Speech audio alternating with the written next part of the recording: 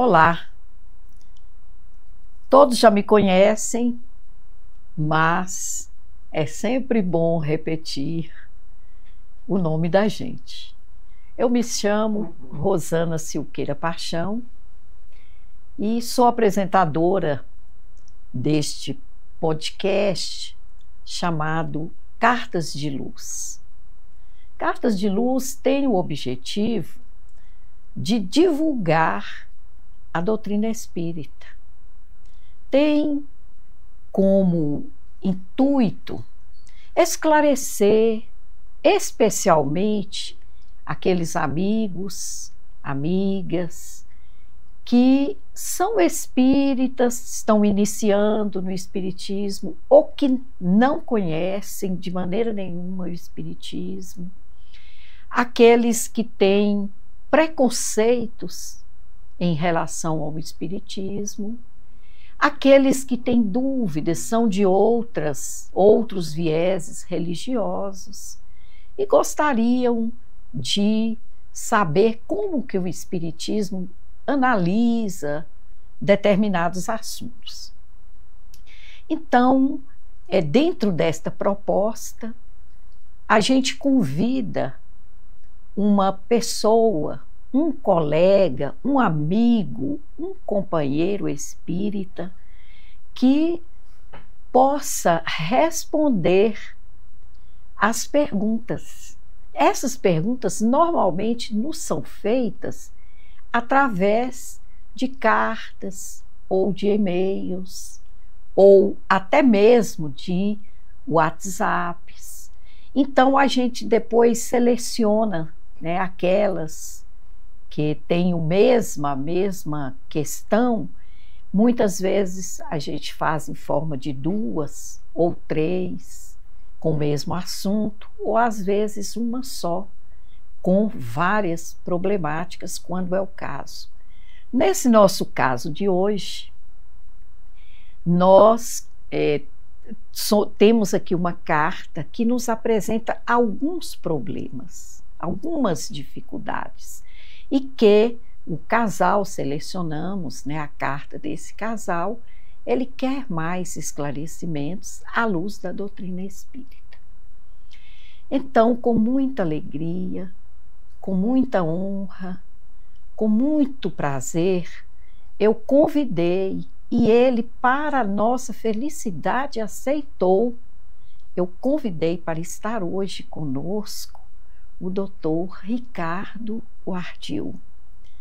O Dr. Ricardo, ele é médico, é homeopata, ele já foi inclusive diretor de um hospital psiquiátrico, mas principalmente ele é um estudioso do espiritismo.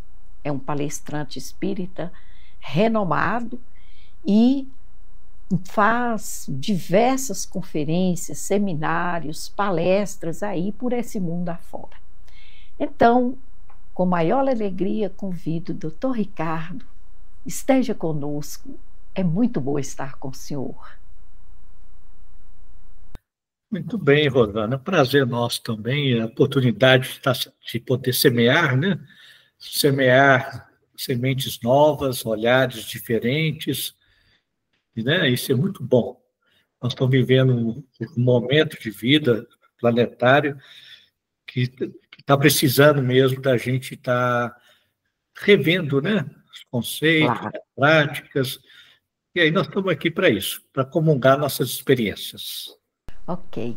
Doutor Ricardo, então eu vou fazer uma prece para dar início ao nosso trabalho, e aí logo em seguida eu vou começar a ler a cartinha e depois as perguntas para o senhor ir respondendo, e a gente vai conversando, Então, querido Mestre Jesus, neste dia nós queremos te agradecer por esta oportunidade, agradecer porque já são 2 anos que o Senhor permite que nós estejamos aqui entrevistando, conversando, atendendo de alguma maneira os nossos internautas, os nossos amigos.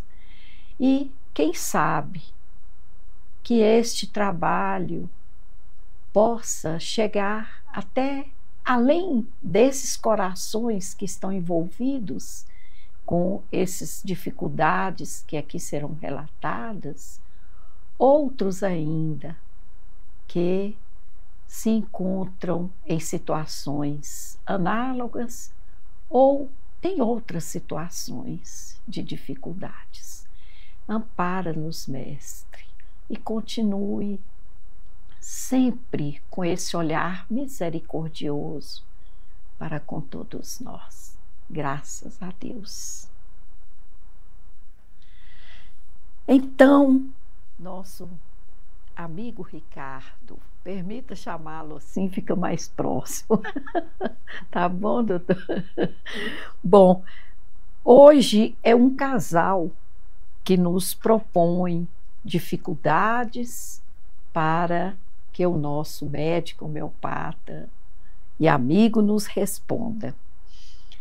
É um toque assim que eu gosto muito quando eu assisto às palestras, às conferências do Dr. Ricardo, é porque ele tem um humor, assim, uma coisa impressionante. Ele é engraçado, ele é cômico, ele é sério, ele faz uma salada assim, que a gente fica encantado com as coisas que ele nos ensina.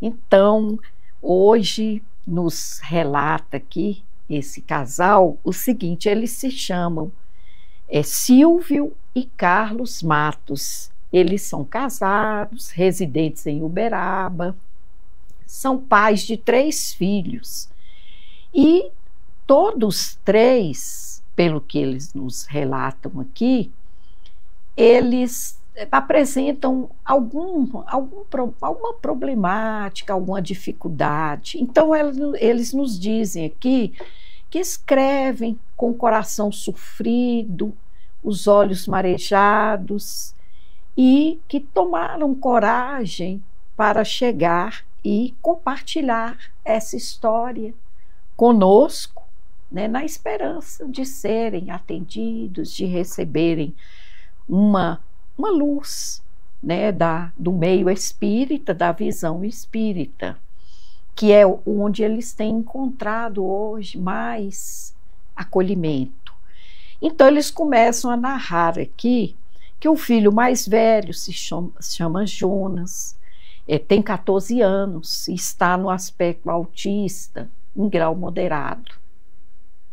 E ele faz vários tratamentos, acompanhamentos psiquiátricos, terapias ocupacionais, fonoaudiologia, psicologia, uso contínuo de medicações, mas que ele permanece distante, introspectivo, e que a evolução dele é quase imperceptível. Falam também que a filha do meio se chama Ana Clara, tem 11 anos, é extremamente inteligente, mas que ela tem agressividade, tem episódios de agressividade, principalmente em relação aos pais. Tem dificuldades na escola, não consegue manter vínculos e, às vezes, ela se envolve em conflitos com os colegas. Também já fizeram várias consultas, né?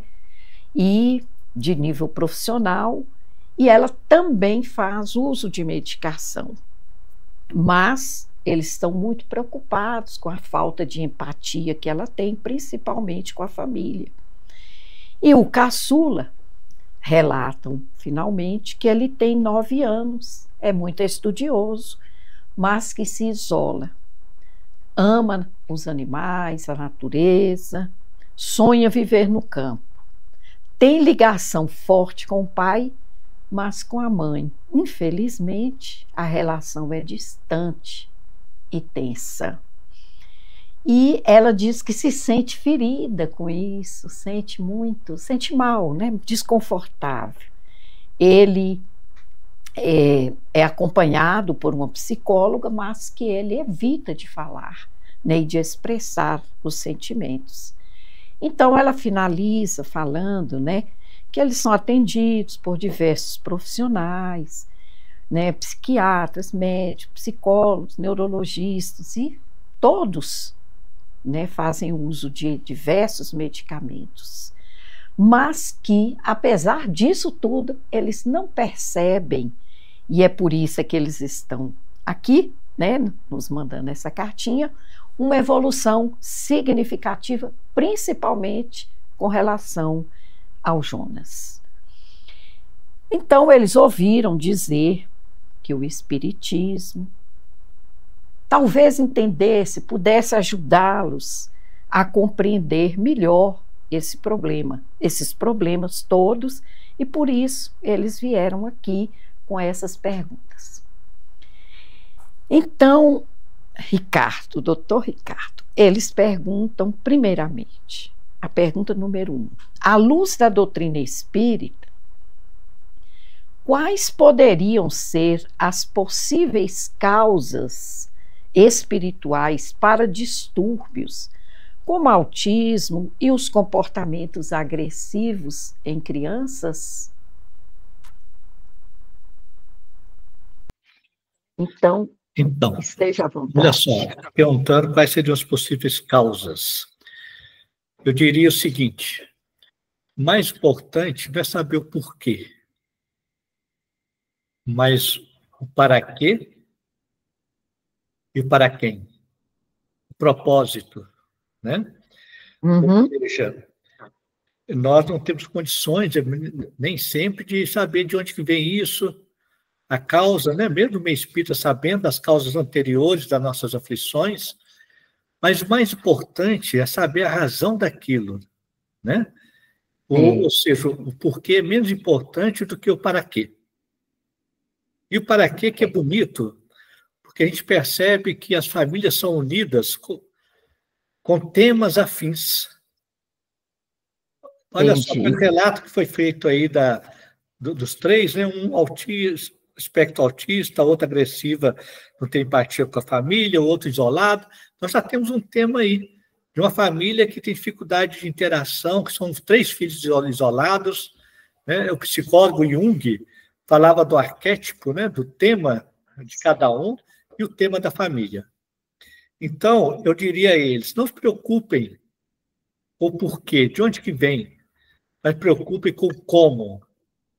Porque o mais importante é entender, dentro da visão espírita, que nós atraímos aquilo que nos é necessário para desenvolver em nós a virtude que não possuímos.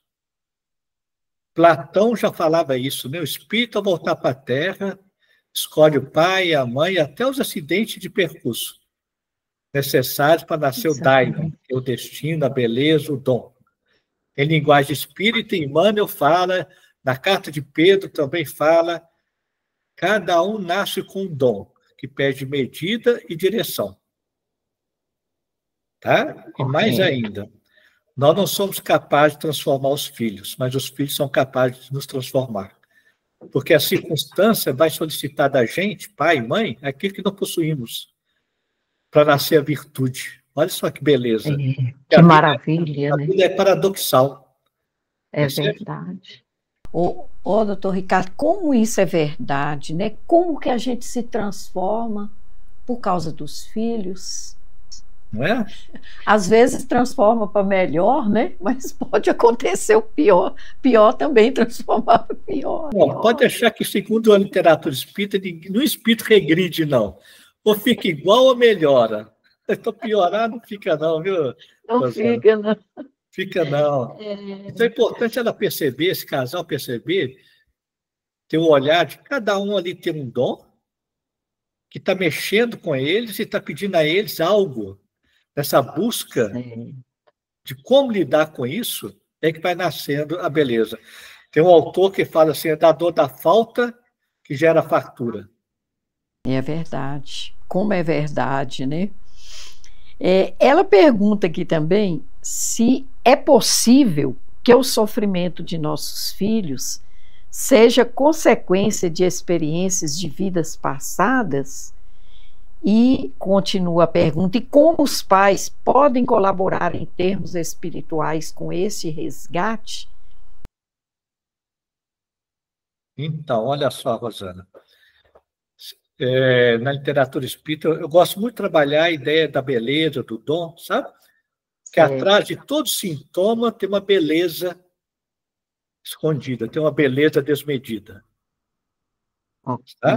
Então, e aquilo que Manuel fala, o dom, outrora malbaratado, a gente volta com o mesmo dom para dar direção e medida. Ou seja, o projeto espiritual é sair do individualismo, do egoísmo e desenvolver o amor incondicional, o amor universal. Então, as causas anteriores, elas estão sempre impregnadas em nós mesmos, né? E a gente pode perceber isso através dos nossos instintos, da nossa, aquele que Jung chamava lado sombra, né? O nosso lado que está ali sendo contido, né? E está pedindo um novo encaminhamento. Então, ela pergunta-se, como podemos colaborar, né?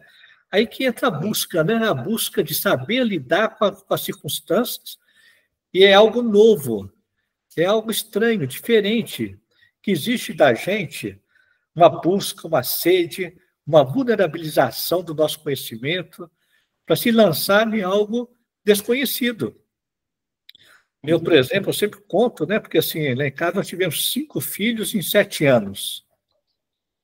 Era uma loucura. E eu quase enforcando os meninos, né? Quase enforcando, não saber lidar com aquilo. A minha esposa, não, incrível, saber lidar, infância de rua, eu nunca tive infância. E, meu Deus, tem que aprender. Aí comecei a correr dos livros, né? Aprender, e nós transformamos a nossa casa num laboratório de experiência. Isso aqui é bacana, sabe? Transformar a casa num laboratório. Então, aquilo que te aprendia nos livros, de diversas áreas espirituais, psicológicos, né, tal, a gente aplicava em casa. E aí foi dando certo. Dentro dessa ótica de perceber em cada criança um dom, uma natureza, uma singularidade, como acessar essa singularidade. Então, ela fala assim, né? Como que nós podemos ajudar? Porque cada época do desenvolvimento dos filhos pede uma maneira nova de lidar. Então, até 7 anos é uma maneira. 8 anos em diante é outra maneira. Quando chega a adolescência, né? Que ela tem aí um filho aos 14 anos, é outra maneira completamente diferente, que exige da gente uma fé, uma entrega, porque aos 14 anos uma glândula chamada pineal ou epífise começa a funcionar, né? E o jovem começa a ter sensações estranhas, alterações de humor, uma série de fenômenos, que é quase que uma palestra, que vai exigir saber. Eu falo que quando a gente entra com o filho adolescente diante, é a época de viver a parábola do filho pródigo. Saber aguardar o tempo que ele volta para casa. Então, cada época tem a época de escutar. Então, quando ela fala da menininha agressiva com 11 anos, né? O que é agressividade? É porque ninguém está acessando a razão do sentimento dela, porque no sentimento, todo mundo tem razão. A gente perde a razão na hora de conduzir o sentimento. Tá certo? Como se ela tivesse que, em cada instante de agressividade, usar a tática que o Chico Xavier indicava, né? Então, isso, o Chico falava assim, na hora da raiva, da indignação, enche a boca de água santa.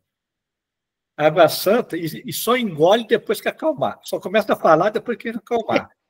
Aí tem momentos que demora uma semana para acalmar. Não precisa falar nada. Acalmou? Chega perto, filho, aquele dia que você me xingou, bateu a porta, o que você estava querendo dizer com aquilo? Qual era o seu sentimento? Porque aí a gente vai perceber que é do sentimento que a gente vai descobrindo a singularidade. Nós podemos ter ali uma alma de um justiceiro, né? A alma de um comandante que, por não compreender e não ter campo de realização, se manifesta de uma forma agressiva. Então, a gente tem que aprender a ir além da agressividade para ouvir o sentimento e aprender a conduzir o sentimento. Porque a gente não educa comportamentos, a gente educa sentimentos. Vai dando direção a eles. E mais ainda, se mostrando como uma autoridade moral, que é mostrar ao outro como eu vivo a minha verdade e aguardar o tempo. Então, ela perguntou como lidar com isso, né? Aí que entra a busca. Tem o nosso livro aí, Pedagogia da Virtude, que foi fruto do nosso suor para saber lidar, né, com tudo isso.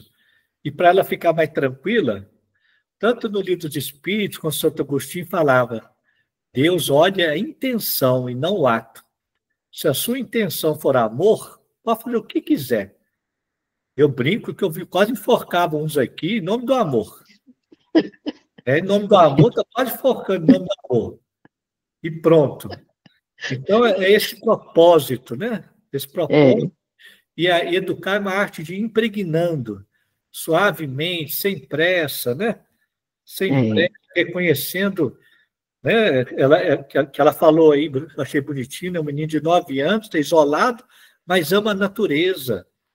Que lindo! Então, leva ele para a natureza, compartilha com ele, oferece campo de realização, onde ele se sente bem. Ele fala assim, não, meu pai, minha mãe estão me compreendendo. O autista, espectro autista, é a direção diagnóstico do mundo. Eu não gosto de trabalhar com diagnósticos, sabe? Porque eles engessam as pessoas e não percebem a beleza que está por detrás dali. Muitas vezes o autista tem uma genialidade, uma coisa incrível que não tá sendo avaliado, né? E só fica querendo eliminar sintoma, sendo que o sintoma é a beleza que está desmedida. Não sei se deu para fazer uma síntese, porque a pergunta dela pensa, né? Como lidar com aquilo? Você perguntou aí, os pais têm muita dificuldade. Às vezes, doutor Ricardo, a gente tem amigos, amigas, né, que tem, por exemplo, um filho autista. Aquilo, na vida delas, elas veem como se fosse assim, um acidente, uma coisa assim horrorosa, um abismo, né? Imagina quando são 3, cada um com um problema, né? E eu tenho uma amiga que tem 3 filhos, cada um num grau de autismo diferente. Isso ainda, viu, Rosana? Lembrando, dentro da ótica espírita, da ótica reencarnacionista, o espírito não é autista. Ele escolheu aquela salinha de aula com aquelas características necessárias para desenvolver virtudes nele e dos familiares, dos envolvidos. Porque ao desencarnar, ele sai daquela salinha de aula. É aquilo que Emmanuel fala, eu adoro. A mente é uma ilusão que salteia a inteligência. Nós viemos aqui para não viver a proposta da mente. Então ela fica tranquila, que ele não é assim, ele está assim, com objetivo para a família toda e para ele. Ao desencarnar, tudo aquilo acalma, serena, ele não é isso. E talvez o mais difícil, né, da gente, o pai, a mãe, né, de quem tem esses tipos de problema, compreender é exatamente isso, que a lição talvez seja mais para ela, né, para ele, né? Isso. Para o pai, para a mãe, para os outros envolvidos, né? Isso. E, na verdade, a gente pensa no outro ali, né? Nele, né? A gente nunca imagina, isso pode ser para mim.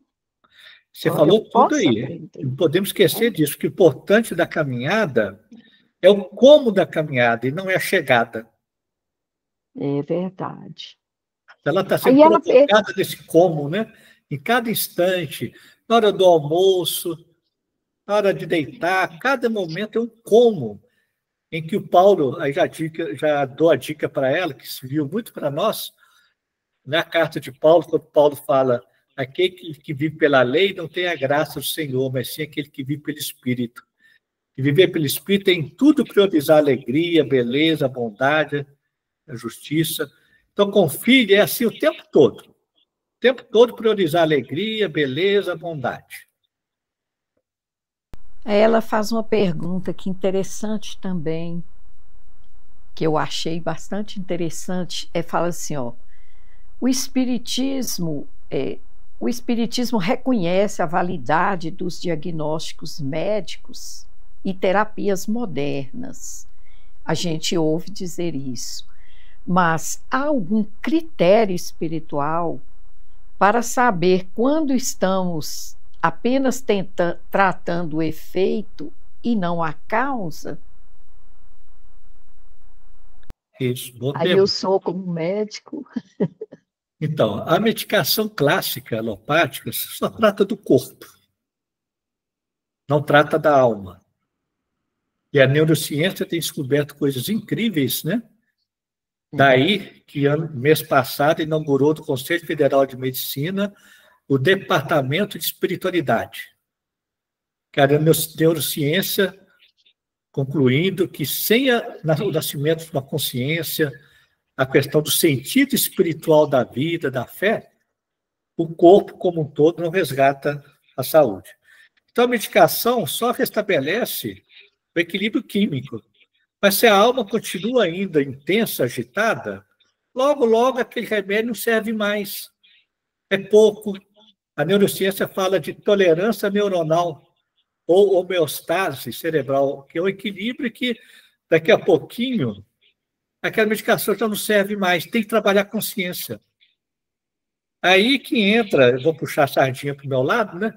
A homeopatia. Porque a homeopatia, o remédio é escolhido em função das características de cada um, e não do nome da doença, não o nome do diagnóstico, mas pelas características, no processo de individualização, a gente busca o remédio de cada um. E a função do medicamento homeopático é provocar um equilíbrio, uma harmonização. Né? Aquilo que Emmanuel fala assim, o reino do céu está no meio de vós, o meio é a ausência de polarização. Então, a medicação homeopática individualizada, porque ela é escolhida para a pessoa e não para a doença, atua nesse equilíbrio. Que aí, só que assim, a homeopatia é assim, se acertou, é uma bênção. Se não acertou, não faz nada. Então, assim, não a gente é contra a medicação psiquiátrica, não, de forma alguma. É necessário, às vezes, mas ela não tem uma ação curativa. Né? Entendi. É a ação nossa no mundo, isso tudo que eu estou falando, nesse campo de realização do mundo, se puder associar o tratamento homeopático, aí vai acalmando, né? Aí o serzinho vai amadurecendo, e lá na frente o destino está pronto. Isso que é importante ela entender, que é bonito para nós espíritas, né? No budismo também, nas vertentes orientais, o destino de cada um está pronto. Isso é lindo. Ela pode ficar em paz, vai dando melhor para os três, que lá na frente eles se encontram. Melhor, o destino vai ao encontro deles. Na literatura espírita fala muito bem, eu gosto disso, quando eles falam de cada um tem um guia, um anjo da guarda, que protege o destino, para que o destino se cumpra. Não protege a gente, não, protege o destino. Igual Platão falava. Então, à medida que eles vão oferecendo campos de realização e recursos do como lidar com aquilo, vai acalmando. O importante para esse casal é eles aprenderem a ficar em paz, não ficarem aflitos com resultados, que o resultado não nos pertence. Tem uma fala de Jesus muito gostosa, que fala assim, plante e pode dormir, que quem faz a planta crescer sou eu. Olha que lindo, Rosana. Maravilhoso. Pacificante, porque é isso mesmo. Vai acontecendo, você vai colhendo, de tal maneira que o nosso coração vai aprendendo a ser uma hospedaria das loucuras de cada filho. De cada um. E de cada idade. De cada idade. É muito, assim, é muito bonita a gente compreender a vida, né, do Ricardo. É muito interessante quando a gente começa a questionar. E a própria vida vai nos dando respostas, né? E vai mandando o que é preciso, igual o senhor falou aí, né? Aí ela pergunta também se o uso contínuo de medicamento em criança, se ela pode, de alguma forma, bloquear alguns aspectos importantes da missão espiritual, daquela criança, né, do espírito. Então, eu penso assim, que nenhum remédio tem o poder de bloquear aquilo que está programado. Nós não temos poder. O Emmanuel fala no livro Segue-me que uma das grandes ilusões nossas, humanos, é achar que temos poder de alguma coisa. Porque a medicação, de alguma forma, vamos dizer assim, ela pondera o processo, né? Ela baixa a intensidade que é necessário, mas não tem o poder de estancar essa força do destino. Entendeu? Porque a gente fala assim, da necessidade e circunstância. Tudo que é necessário para acontecer nessa vida vai acontecer. Se cresceu e a gente fala assim, mas meu filho não deu em nada, é porque não tinha que dar em nada. É porque você pediu para passar por essa prova de um filho que não deu em nada, para você aprender a ficar em paz. Entendeu? Porque a gente fica em resultado. Não, é necessidade e circunstância. Todas as circunstâncias da vida são adequadas conforme a necessidade de cada espírito em evolução. Cada. Meu filho só fica no hospital psiquiátrico. Era o que era necessário. Fique em paz. Cuida e fique em paz. É aquilo que o Chico falava. A dor, inevitável. Sofrimento, opcional.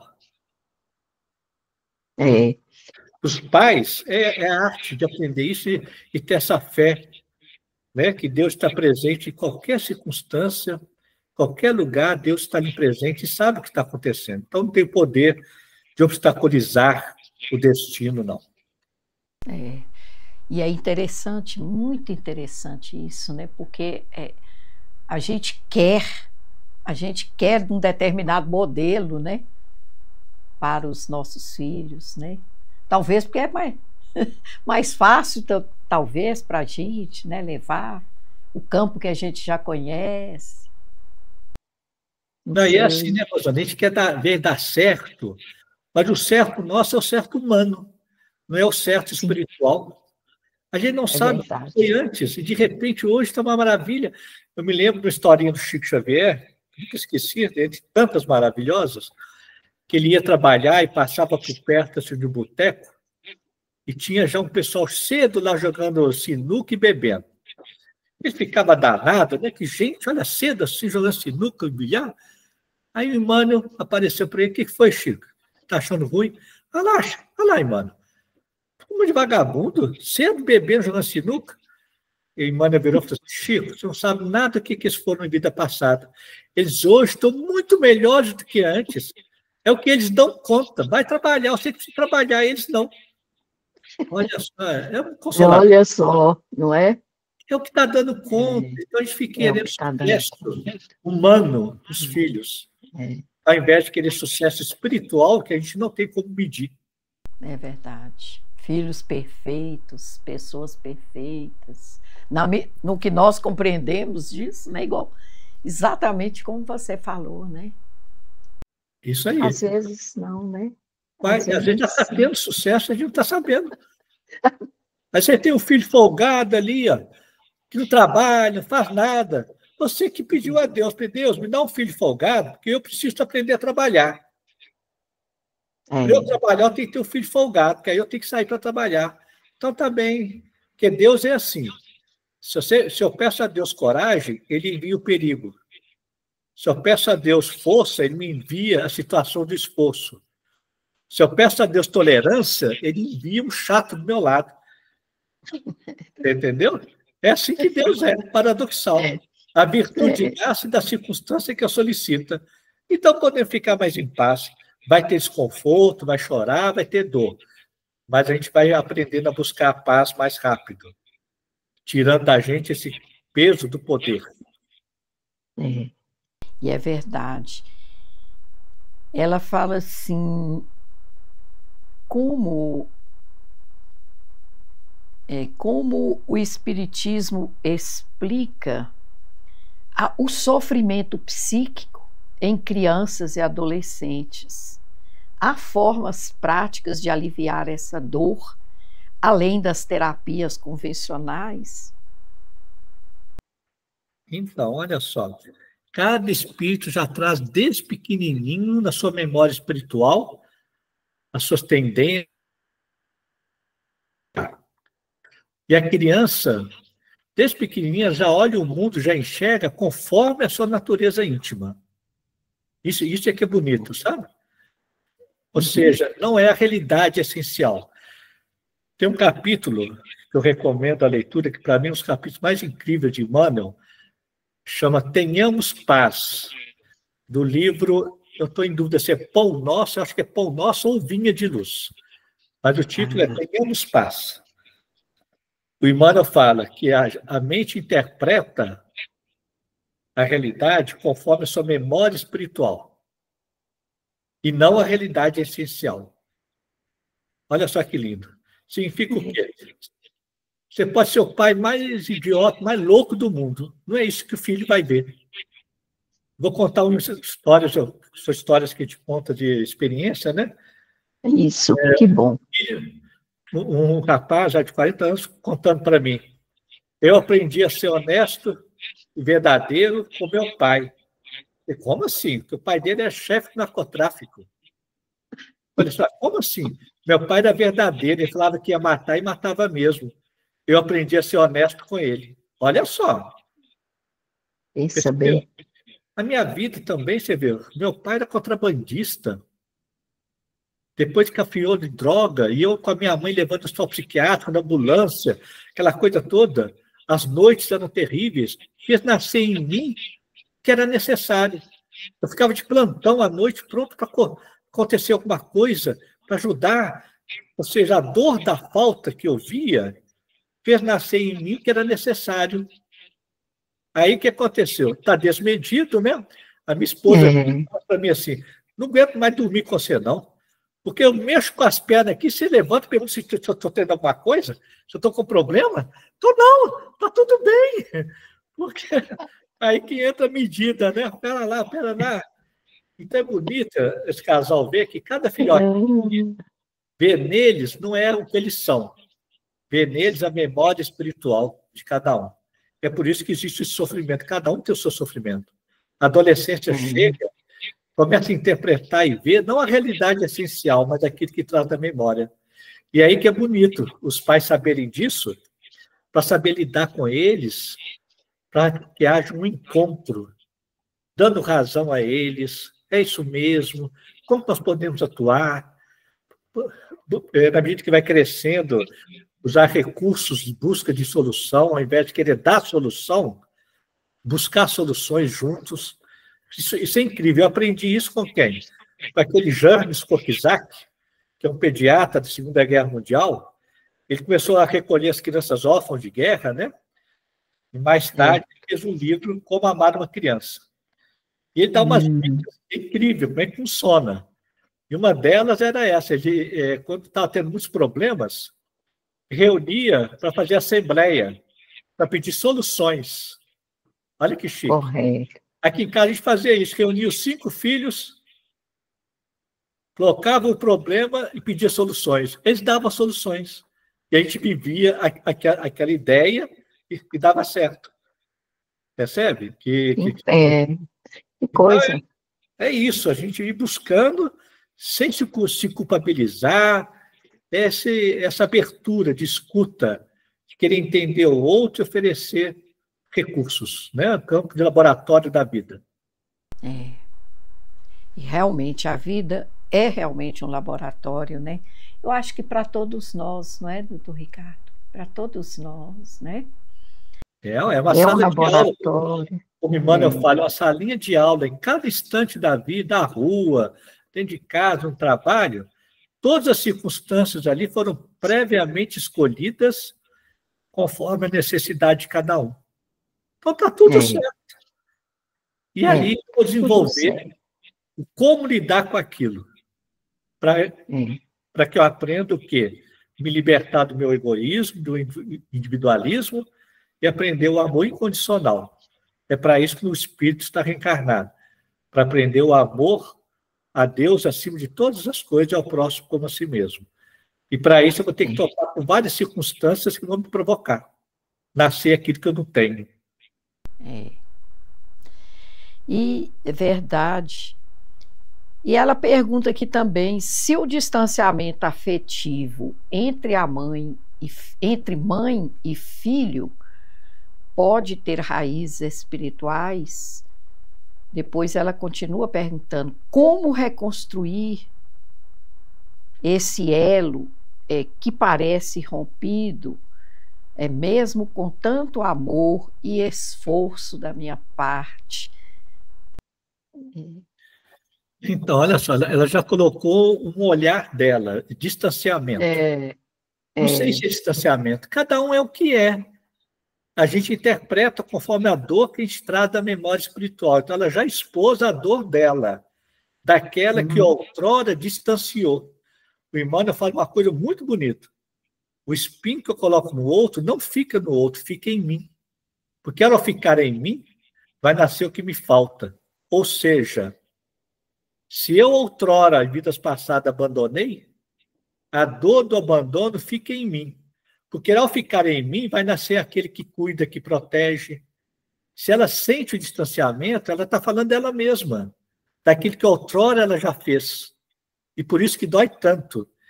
E a vida colocou ao redor dela espíritos mais quietinhos no canto. Mas não é que são distanciados, eles são assim. E isso vai provocar o que nela a arte e a beleza de aproximar. Mas aproximar dentro do valor de cada um, não do valor dela. Esse é que é o ponto nevrálgico. Percebeu, Rosana? Tem um que gosta lá dos bichinhos, lá da natureza, vai aproximar com a natureza. A agressiva, ela vai sondar para ver o que é por detrás da agressividade. Ela pode ser uma alma justiceira, uma alma que quer os detalhes, tal, e aí ela vai aproximando do sentimento e da razão de cada um. O autista lá quer ficar isolado, quietinho, mas tem algo que é comunicável. Tem uma via de comunicação, ela vai descobrir essa via. E aí, com isso, o que está acontecendo? Ela que se sentia afastada, está se aproximando da verdade de cada um, daquilo que é possível. Percebe? Como é que... Entendeu, Rosana? Que bonito? Entendi. É impressionante, né? Como as coisas vão encaixando, né? Com a compreensão. E essa compreensão... Não é fácil, é difícil. Não. Mas por isso que eu falei lá no início, o importante é o propósito. Né? Às vezes... Às vezes a compreensão até chega, né? Com dificuldade, ou menos, ou mais. Mas o agir é um desafio muito grande, né? Não, é chique demais. Dia a dia. Ele ficar dando exemplos aqui, vários, né, exemplos de clientes, coisa mais linda, né? Os nossos filhos também, você vê. Um dos nossos filhos, com 4 anos de idade, já mostrou que era ativista político. Porque com 4 anos de idade, ele já estava xingando o diretor da escola lá. Já estava lá com 4 anos. Imagina. Percebeu?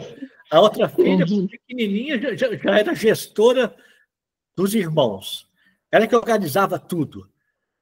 Hoje é ela que organiza a gestora de saúde de uma cidadezinha do interior. E assim, cada um poderia ficar enumerando cada filho, cada clientezinho. Você entendeu? O outro detestava portas e gavetas fechadas ou abertas. Ele abria e fechava.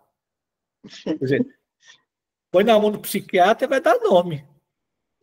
Hoje, o que ele faz? Ele é responsável pelo controle de válvulas de vazamento do petróleo das plataformas marítimas. Ele já está fazendo isso na infância. Meu Deus, que bacana. Olha, e outros que poderia estar citando, tem uma, esqueci o nome dela, mas ela foi descobridora da cadeia de DNA, ela ganhou o prêmio Nobel de Genética. Ela, da criança, já ficava montando estruturas no quarto dela, isolada, não queria conversar com ninguém, não queria ir para a escola. Ficava montando estruturas no quarto dela, já estava montando a cadeia de DNA. Naquela época, ele teria recebido o título de autista. Pablo Com Picasso. certeza. Pablo Picasso abandonou a escola aos 10 anos, porque não dava conta de escrever. Ele, lógico, o dom dele da pintura, a intensidade da arte, não dava conta de ficar naquela chatice de escola, não. E hoje nós estamos vivendo isso. Os meninos não dão conta de ficar nas escolas, porque o modelo clássico de MEC, para fazer prova de Enem, não atende às necessidades deles. E esses espíritos que estão chegando aí, né, como esses 3 dela aí, são espíritos que vieram para provocar uma transição planetária mesmo, provocar um caos para nascer uma nova ordem. De tão intensos que eles são. Entendeu? Tão intensos. O neto, com 4 para 5 anos, já falava assim: eu não reconheço a minha professora, a autoridade dela, eu vou fingir. Você vê. O outro, com 10 anos, já estava com plano de ação para provocar greve. Na escola, Meu Deus. A escola não ouve as minhas necessidades. Aí, o casalzinho está com 3 em casa. Eu confesso, Rosana, que hoje eu morro de dó de papai, mamãe e professora. Que os espíritos reencarnando tão que estão. E antigamente tinha o quintal da vida, que era a rua, né, Rosana? Era a rua, ia para a rua. E ali se ficar, hoje não tem rua mais, é insegurança. Aí eles quebram o pau na escola e em casa. Mas está tudo certo, Deus está sabendo disso. Deus está no comando, né? Ela pergunta aqui também como os pais podem agir, aliás, como pais, como podemos agir espiritualmente, em oração, ação, atitude, para acolher e auxiliar nossos filhos, sem nos perdermos emocionalmente no processo. Então, é isso aí. Tudo priorizar o sentido espiritual do momento. É aquilo que eu falei, tudo priorizar a beleza, a alegria, ou seja, o sentido espiritual da vida. Criar momentos de oração em casa, sem nenhuma exigência. Em cada momento é um momento de oração. Né? Por exemplo, vai almoçar. Não é hora de ficar reclamando de um, queixando do outro, não. É hora de alegria. Né? Tem que fazer o para casa. Faz para casa logo, para você ir brincar, fazer outras coisas melhores do que para casa. Né? Ou seja, é como se em tudo colocar o sentido espiritual da vida e com alegria. Eu gosto muito de citar um autor chamado Vitor Frankl. Você conhece, Rosana? Conheço. Vitor Frankl, um psiquiatra que tinha uma ideia de uma psiquiatria voltada para o sentido espiritual da vida. E ele foi para Auschwitz, campo de concentração, viu a família dele morrer aqui na câmara de gás, e lá ele deu toda a teoria. Naquele horror, ele levava alegria para todos. Ele levava. Então, criar esse ambiente em casa de acolhimento, de alegria. Óbvio que tem os momentos da obrigatoriedade, da disciplina, né? E eu já deixo a dica aqui para o casal aí, né? Eu gosto muito da dica do Piaget, quando ele fala assim, porque tem momentos que tem que fazer, né? Aí você chega para o menino e fala, a menina aí, olha, você tem toda a razão, dá vontade de continuar fazendo o que você está fazendo, mas agora está na hora de dormir, está na hora de tomar banho. Você pode ir feliz ou infeliz. Dá ela o direito de infeliz, mas tem que ir. Porque até 6, 7 anos, não tem muita liberdade, livre-arbítrio, não. Né? O Jean Rousseau falava isso. Né? Rousseau falava, se a faculdade é desproporcional ao desejo, a criança fica muito infeliz. Então, até 6, 7 anos, quando completa o processo reencarnatório, não pode ficar dando muito livre-arbítrio, não, porque a criança sofre. Mas mostrar o sim, não, sem peso, sem raiva, mostrando para a criança que você pode ir infeliz, mas agora tem que ir. Aí que entra a busca de saber, né, das técnicas, dos recursos, para ir aprendendo em casa, para a vida em casa ficar mais leve.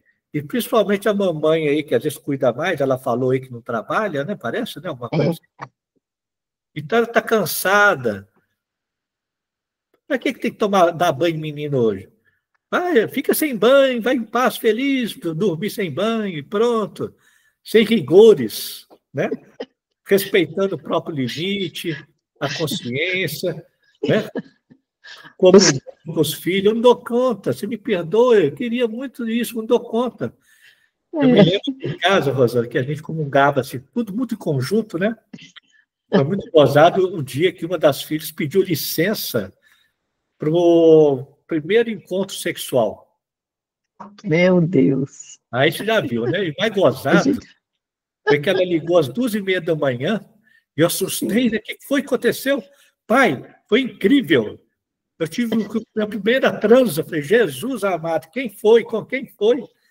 Você tem que escutar sem condenar, sem nada. Só escutar.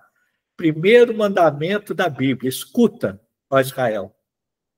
É fácil? Não. Por isso que tem que ter a água santa do Chico. Então, é uma arte de aprender a viver que filho faz com a gente. Processo, né, Rosana? É isso aí. Ô, Ardil, eu lembrei aqui, tô rindo, sabe por quê? Meu esposo, ele casou 2 vezes, né? Do primeiro casamento, eu sou o segundo. Ele tinha um netinho, hoje já está adulto, já está formando, já está. Mas quando era bem pequeno, bem criança, ele ia lá para casa. E aí era uma fazenda, e ele não queria tomar banho. E aí meu esposo adorava, toma banho não, bobagem, você não está na sua casa não, sua mãe não está aqui perto não, vamos dormir. E o menino parecia um bichinho, coitadinho, todo sujinho. E ele lá Por isso que dentro. cara de vó é bom, né? Menino gosta disso, ficar sem tomar banho. Eu falo que casa de vô e vó é os pais que já perceberam. Maravilha. Ei? Uma maravilha, não é? Então, eu falo que vô e vó é pai e mãe que já perceberam tantas coisas que não precisa ser tão rigoroso assim. E aí relaxa um pouquinho, né? Aí os netos adoram, né? Adora. Aí você, sua mãe não pode nem sonhar. Tá louco. E hoje, né, Rosana, eu acho que a gente vive muita indústria do medo. Sim, com certeza. Medo em todas as áreas. O menino não pode tomar chuva que vai adoecer, não pode pisar na lama, não pode sair. E pai e mãe tem que se aventurar, tem que viver o risco de oferecer coisas incríveis onde o menino se localiza, se realiza. E à medida que vai avançando a idade, a adolescência, é aventura pura. A vida tem que se tornar uma aventura. É E impressionante, né? É isso mesmo.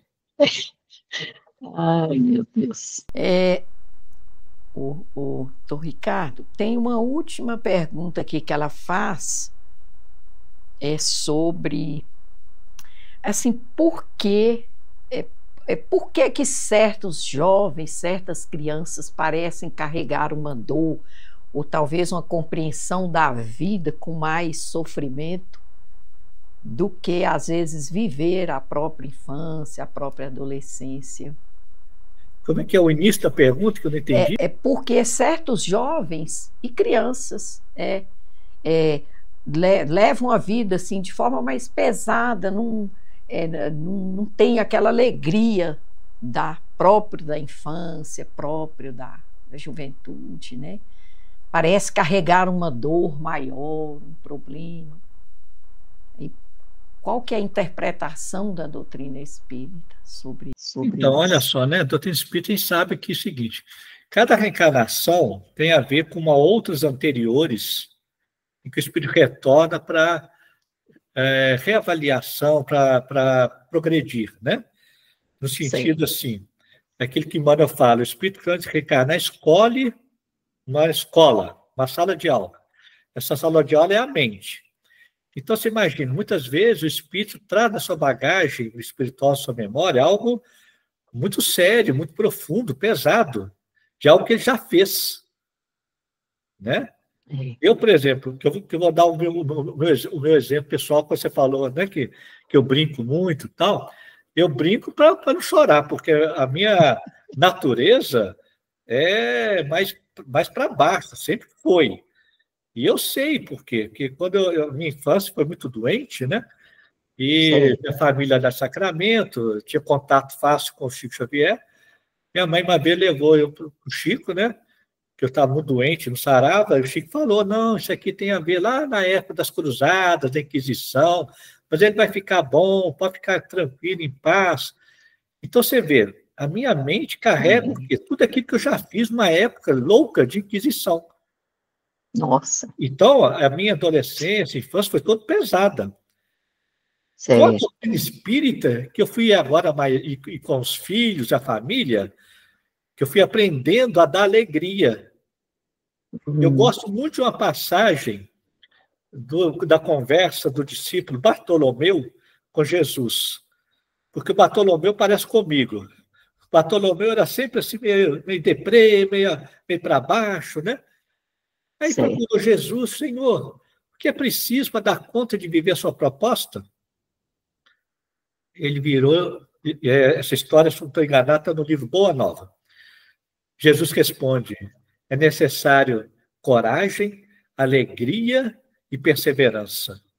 Isso me marcou, porque aí eu comecei a dar ao mundo aquilo que eu não tenho, que é a alegria, a coragem, porque se deixar, eu já acordo achando que alguém vai morrer, alguém está acidentado, alguém vai precisar de mim, é loucura.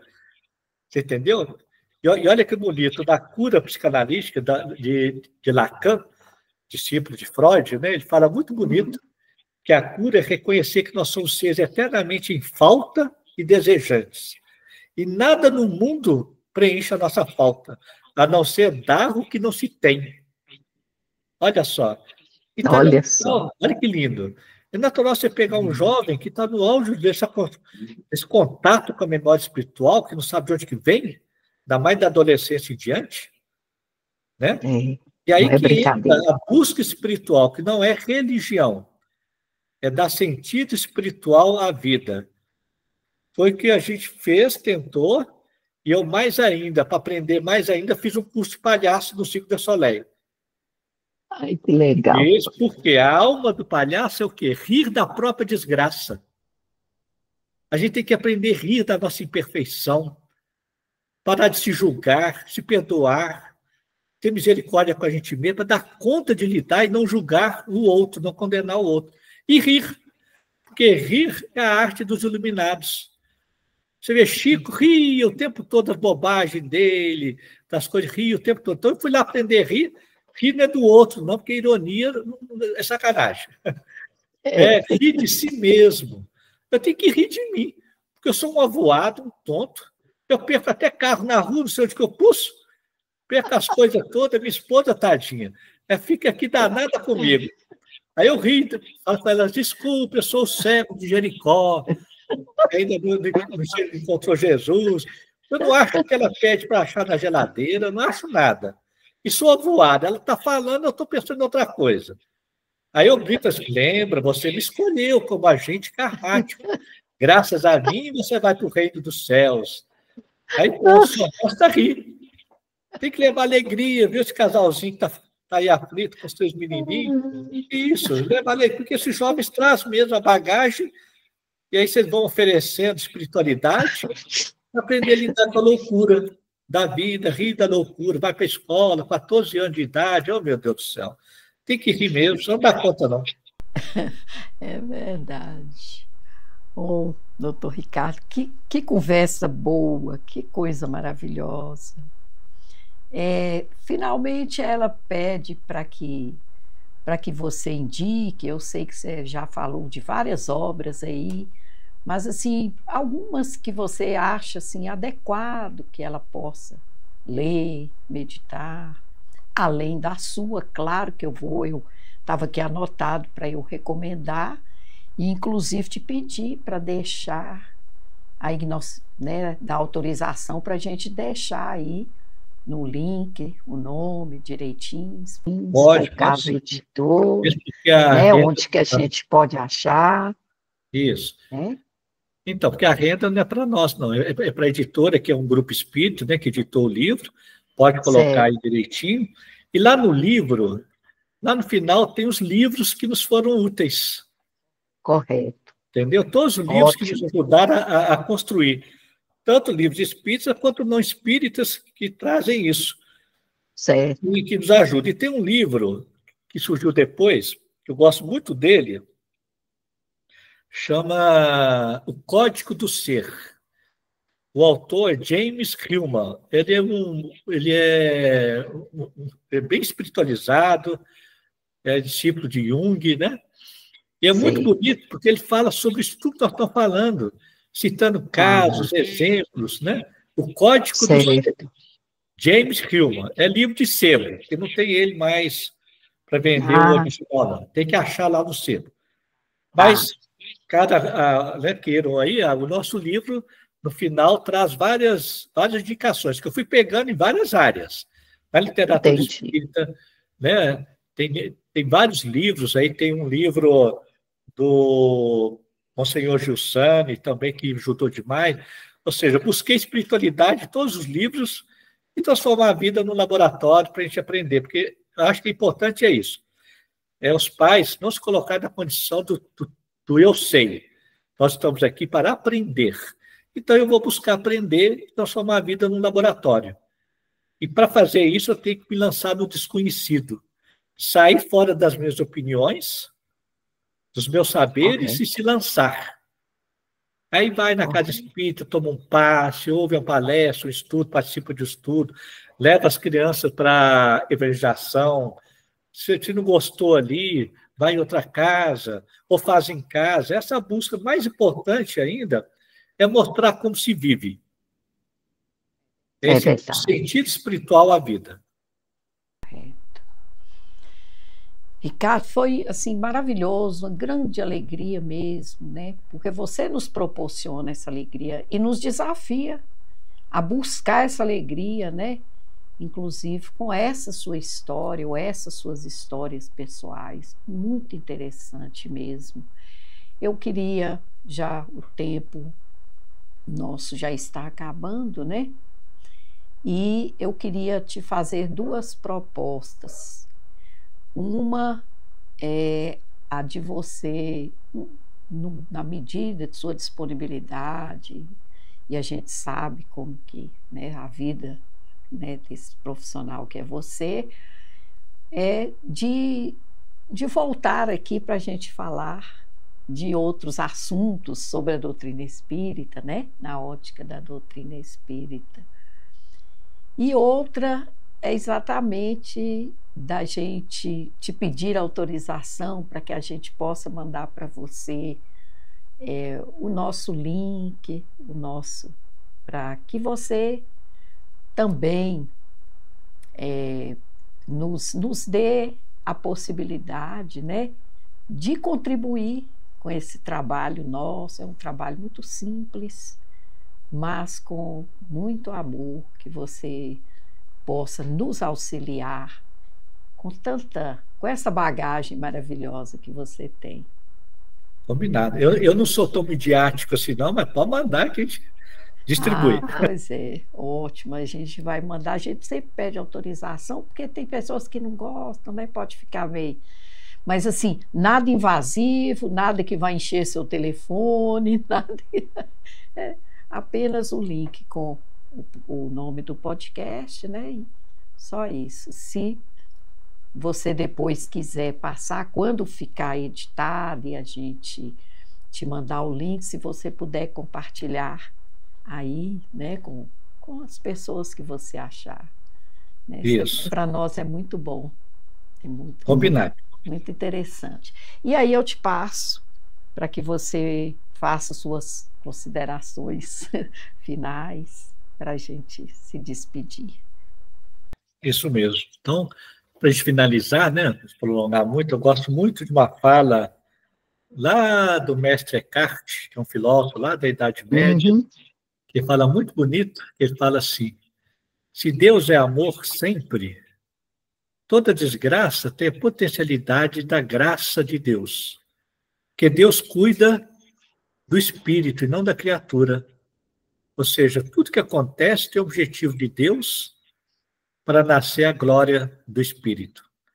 Ou seja, a felicidade possível do espírito está justamente nessa libertação do nosso individualismo, no exercício constante de desapego, de desprendimento. Não é fácil, Tem hora que a gente consegue, tem hora que não consegue. Por isso que Paulo de Tarso falava, né? Quantas vezes que eu devo fazer, não faço, que não devo, ainda faço. Esqueço tudo para trás e prossigo para o alvo. Então, recomendo a todos, aos papais, às mamãezinhas aí, que fiquem mais em paz, mais tranquilo, viu? Que não deem muita bola para a mente, que, como diz lá no budismo, a mente é um bando de macaco que fica falando coisa para a gente sofrer. Se ficar dando muita bola para o macaco, ele sofre. Lá no Evangelho segundo o Espiritismo, tem um recadinho que virou meu mantra. Lá no capítulo do Bem-aventurados Aflitos, que ele fala assim, que a gente deve aprender a passar pelos reveses da vida com indiferença e até mesmo alegria. Olha só, não é indiferença ao outro, não, é aos meus sentimentos, porque eles são ilusórios e me fazem sofrer. Aí a gente vai buscando a paz. Cada vez mais, apesar das circunstâncias serem um horror, mas eu estou em paz. Foi o que aconteceu com o Viktor Frankl, que quando acabou a guerra, ele ainda foi cuidar de alguns nazistas, porque ele falava assim, eu me libertei no cárcere. Então, meus queridos, todos nós temos um cárcere, todos nós temos uma faixa de Gaza, que nos convida à paz interior, porque a paz exterior não tem poder nenhum, mas tem poder sobre a paz interior. E é para isso que nós estamos aqui, nesse exercício de transformar a crença em certeza, em fé absoluta. É isso aí, muita paz e alegria para todos. Ricardo, muitíssimo obrigada, muito obrigada pelo seu tempo, pela dedicação, pelo apoio, por aceitar o nosso convite e principalmente por ser aí essa luz, né? Os seus ensinamentos são, sim, são luzes para todos nós, estudiosos, né? E para todos os nossos internautas, os nossos amigos, para todos aqueles que nos ouvem, que vão nos ouvir depois, o nosso abraço e o nosso convite também, para que curtam, compartilhem, nos façam perguntas, porque as perguntas esclarecem muito, e as respostas nos aliviam muito, não é, Ricardo? Então, um grande abraço para todos. Espero nos reencontrarmos brevemente. Muito obrigada a todos. Que sejamos todos felizes e abençoados por Deus. Graças ao Pai.